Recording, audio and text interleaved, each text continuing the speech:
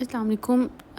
Today's topic is about the most common IV fluids which are used in the hospitals.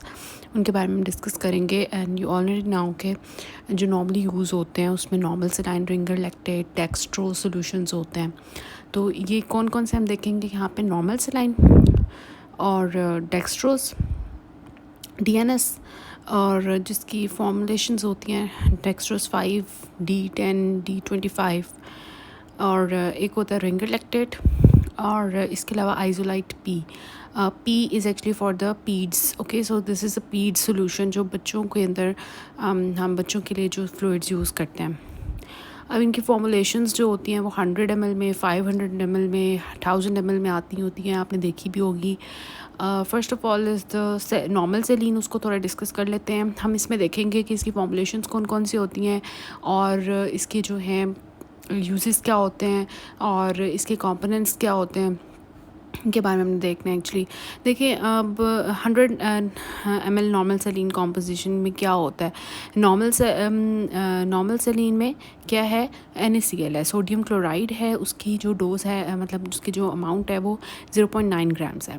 और बाकी जो है वो क्या है, पानी है, वाटर फॉर इंजेक्शन और amount which is enough, this is QS. Okay, so क्या है नॉर्मल सेलिन में सोडियम क्लोराइड NaCl है और पानी है. सिंपल मतलब आप कह सकते हैं पानी के अंदर NaCl मिलाया हुआ है, सॉल्ट मिलाया हुआ है और वो हम पेशेंट को लगा रहे हैं.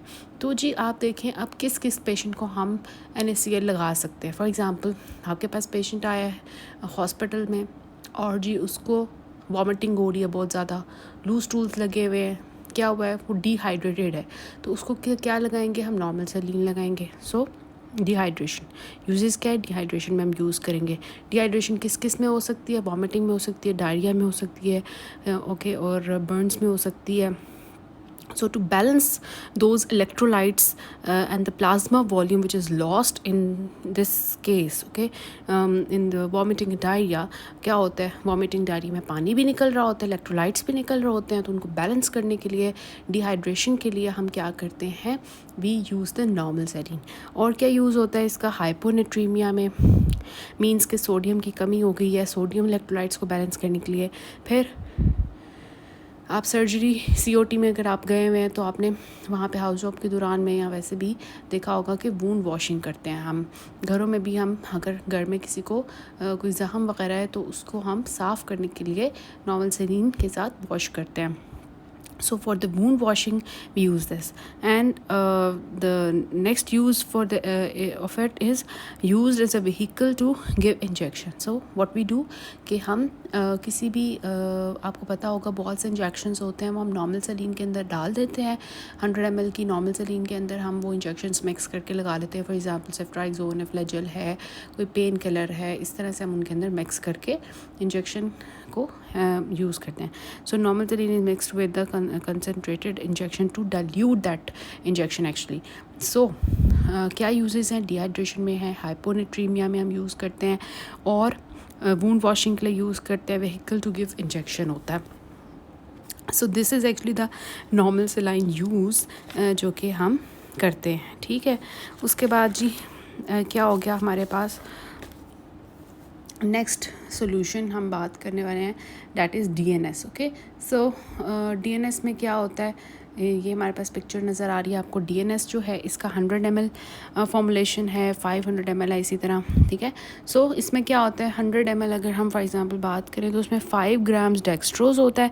DNS क्यों कह रहे हैं, क्योंकि जी इसमें नॉर्मल सेलिन भी है और इसमें आपके पास डेक्स्ट्रोज भी है. नॉर्मल सेलिन में जस्ट आपके पास नॉर्मल सेलिन थी, यहाँ पे आपके पास डेक्स्ट्रोज एडिशन हो गया. सो हम किस में दे सकते हैं डेक्स्ट्रोज को, जिसमें हाइपोग्लाइसीमिया है, जिनको शुगर की ज़रूरत है. So 100 ml of DNS contains 5 grams of dextrose and 0.9 grams of sodium chloride, and remaining portion is water for injection. Extra component in it is dextrose other than normal saline. Uses क्या होंगे? देखिए normal salient को भी हम dehydration के लिए use कर रहे थे, इसको भी डिहाइड्रेशन के लिए यूज़ कर सकते हैं। नॉर्मल सेलिन जो है वो हम हाइपोनेट्रीमिया के लिए यूज़ कर रहे थे, लेकिन अगर पेशेंट को साथ में हाइपोग्लाइसीमिया भी है तो हम डीएनएस यूज़ करेंगे।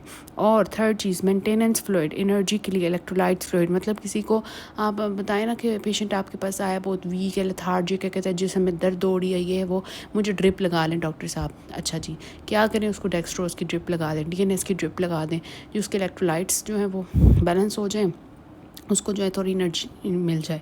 सो it is not to be use in the diabetic patient, but be aware. Patient को पूछें कि आप डायबिटिक तो नहीं है। डायबिटिक पेशेंट को कभी भी डेक्सट्रोज नहीं लगाना, हाइपोग्लाइसीमिया में लगाना है। Next is D10, D25 and D5। सो क्या है कि इसको हम अदर देन डीएनएस क्यों कहते हैं? क्योंकि डीएनएस में डेक्सट्रोज है, नॉर्मल सेलिन है। लेकिन अगर हमने सिर्फ डेक्सट्रोज लगाना है, हम चाहते हैं कि जी नहीं हमने नॉर्मल सेलिन नहीं लगानी, हमने सिर्फ डेक्सट्रोज लगाना है। जैसे नॉर्मल सेलिन अलहदा भी थी, ठीक है, और इसी तरह डेक्सट्रोज अलहदा भी मिल जाता है। तो D5 के कैटेगरी में D10 है, D25 है। सो इसमें क्या है कि डेक्सट्रोज तो है लेकिन नॉर्मल सेलिन नहीं है, मतलब नॉर्मल NaCl नहीं है वो वाला। सो अगर D5 की बात करें तो इसमें 5 ग्राम डेक्सट्रोज होता है, D10 में 10 ग्राम डेक्सट्रोज होता है, D25 में 25 ग्राम डेक्सट्रोज होता है, और बाकी जितना भी है वो पानी है। मतलब इतना ग्राम डेक्सट्रोज होगा, बाकी सारा पानी होगा। यूजेस क्या है? सेम कि जी हमारे पास एक पेशेंट है, उसको ना फ्लूइड की ज़रूरत है, तो उसको रिप्लेनिशमेंट के लिए दे दो आप। तो मतलब ये इलेक्ट्रोलाइट बैलेंस नहीं करेगा ऑब्वियसली। क्या डिफरेंस नज़र आ रहा है? वहाँ पे सोडियम क्लोराइड था, वहाँ पे जो था NaCl था, उसने इलेक्ट्रोलाइट बैलेंस करना था। लेकिन जब हमें इलेक्ट्रोलाइट बैलेंस की ज़रूरत नहीं है, हम जस्ट फ्लूइड रिप्लेनिश करना चाहते हैं, किसी पानी चाहिए, उसको सॉल्ट्स नहीं चाहिए, तो फिर हम ये वाली ड्रिप लगाएंगे। फिर एनर्जी के लिए, जैसे मैंने पहले बात की, कैलोरिक सप्लाई करने के लिए, और हाइपोग्लाइसीमिया में। और वो पेशेंट्स जिनको एनर्जी की ज़रूरत है लेकिन वो हाइपरनेट्रेमिक है, मतलब उनके अंदर ऑलरेडी सोडियम की बहुत अमाउंट है, so you will give them the dextrose and not to be given in the diabetic patients again. इनको भी आपने डायबिटिक्स में नहीं देना, हाइपरनेट्रीमिया में आप हाइपरनेट्रीमिया में आप इनको दे सकते हैं। मतलब उसको सोडियम की बहुत ज़्यादा है, उसको नहीं चाहिए सोडियम क्लोराइड, आप उसको डीएनएस नहीं लगाओगे, लेकिन उसको डेक्सट्रोज चाहिए तो खाली डेक्सट्रोज लगाओगे। Next is the Ringer lactate solution. So what are the uses of Ringer lactate solution? A Ringer lactate solution is used in case of blood loss, acute blood loss. देखें patient आपके पास dehydration के साथ आ रहा है ना, you will prefer the normal saline. लेकिन अगर patient आपके पास एक्यूट ब्लड लॉस के साथ आ रहा है, for example during any road traffic accident, या आपके पास ड्यूरिंग सर्जरी, तो ब्लड लॉस है, तो आप उसको रिंगर लैक्टेट लगाओगे। बर्न पेशेंट है तो उसमें भी रिंगर लैक्टेट प्रेफर करोगे। हाइपोटेंशन है तो रिंगर लैक्टेट प्रेशर जो है वो करोगे। सो आपको समझ आ गई कि डिहाइड्रेटेड पेशेंट है तो फिर लूज वॉमिटिंग के साथ है, उसको सॉल्ट्स की ज़रूरत है, इलेक्ट्रोलाइट बैलेंस की ज़रूरत है, तो आप उसको नॉर्मल सेलिन लगाओ। लेकिन अगर वो डिहाइड्रेटेड भी है और साथ में उसका BP बहुत ड्रॉप हुआ हुआ है तो फिर आप रिंगर लैक्टेट प्रेफर करोगे। अगर उसको ब्लड लॉस बहुत ज़्यादा है तो रिंगर लैक्टेट, बर्न्स हैं रिंगर लैक्टेट, तो ये चीज़ आ जाती है। नेक्स्ट इज़ पीड सोल्यूशन, जिसको हम आइसोलाइट P कहते हैं। अब क्या है कि इसमें ना पीड सोल्यूशन क्या है कि इसमें ना आपके पास बच्चों के अंदर अगर आप देखो तो आप नॉर्मल सेलिन आप नहीं लगाना चाह रहे, आप रिंगर लैक्टेट नहीं लगाना चाह रहे, आप कहते हो बच्चों के लिए कोई सोल्यूशन होना चाहिए ना जो उनकी सारी कॉम्पोजिशन को पूरा आता हो, तो हमारे पास आइसोलाइट P सोल्यूशन है, पीड सोल्यूशन इसको कहते हैं। इसमें क्या होता है, इसमें डेक्सट्रोज भी होते हैं, मल्टीपल इलेक्ट्रोलाइट्स भी होते हैं। सो यूजेस क्या है? As a maintenance fluid in the paediatric age group as the need more fluids in electrolytes. So उनके लिए एक स्पेशल समझ लें कि फ्लूइड बनाया हुआ है जो कि बच्चों को देने वाला है। So I hope you understood these solutions which are used in the emergency आप कह सकते हैं, या जो भी आपको लग रहा है कि पेशेंट्स आपके पास किस तरह के आएंगे तो आप उनको किस तरह का फ्लूइड प्रेफर करोगे। ठीक है, कब आपने नॉर्मल सेलिन देना है, कब नहीं देना, कब आपने रिंगर लैक्टेट को प्रेफर करना है, कब आपने रिंगर लैक्टेट को प्रेफर नहीं करना, कब आपने उसको पीड सोल्यूशन देना है, बच्चों को आप पीड सोल्यूशन देंगे, और कब आप उसको डेक्सट्रोज दोगे। डेक्सट्रोज हाली कब देना है, डेक्सट्रोज नॉर्मल सलीन वाला कब देना है. सो this is all about the solutions which are used. This is all about this topic.